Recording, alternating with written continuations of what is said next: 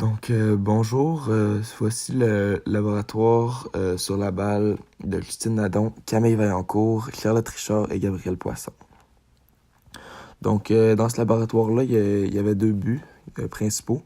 Le premier but, c'était de trouver les valeurs des composants de la vitesse de la balle projetée à l'aide du logiciel Tracker. Et le deuxième est de calculer l'angle du lancer de la balle. Pour ce faire, il nous faudrait également comparer le mouvement horizontal et vertical afin de trouver ce qui les différencie.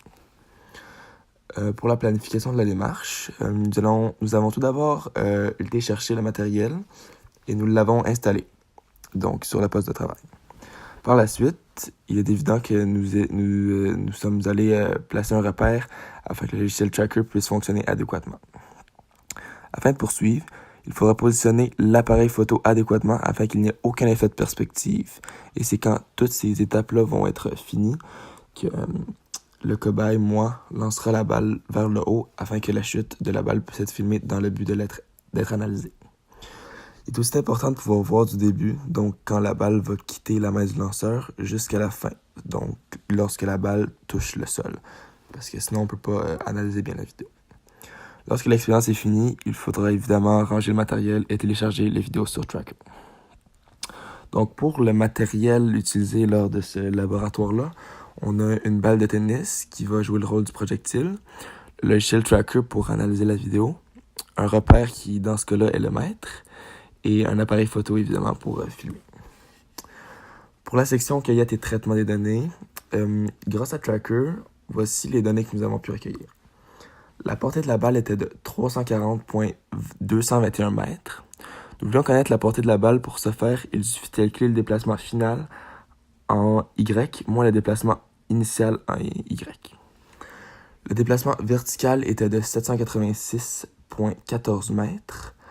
Nous voulions connaître le déplacement vertical de la balle. Pour ce faire, il suffit de calculer le déplacement final en X moins le déplacement initial en Y. Aussi, à l'aide de Tracker, évidemment, on a trouvé que la vitesse initiale en Y était de 2,629 fois 10 à la 2 mètres par seconde au carré. Et celle en X était, elle, de 6,521 mètres par seconde au carré fois 10 à la 2. La durée du temps de vol est de 1 seconde.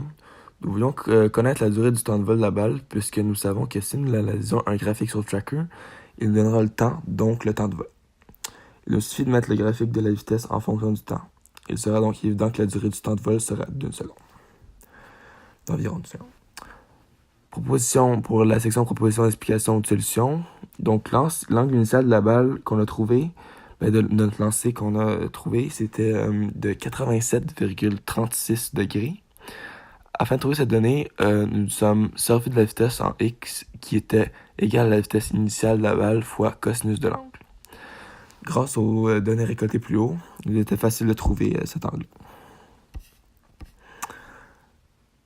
Bref, grâce aux données trouvées à l'aide de Tracker, nous avons pu déterminer l'angle initial de la balle. Maintenant, je vous pose une question. Serait-il possible de trouver quel serait l'angle du premier rebond de la balle grâce au logiciel Tracker? Donc, est-ce que ce serait possible de déterminer l'angle là, comme après le premier rebond? Donc, lorsque la balle touche le sol, quand elle va rebondir vers le haut, est-ce que ce serait possible, avec des calculs ou un logiciel Tracker, de trouver l'angle qui va rebondir? Donc, merci.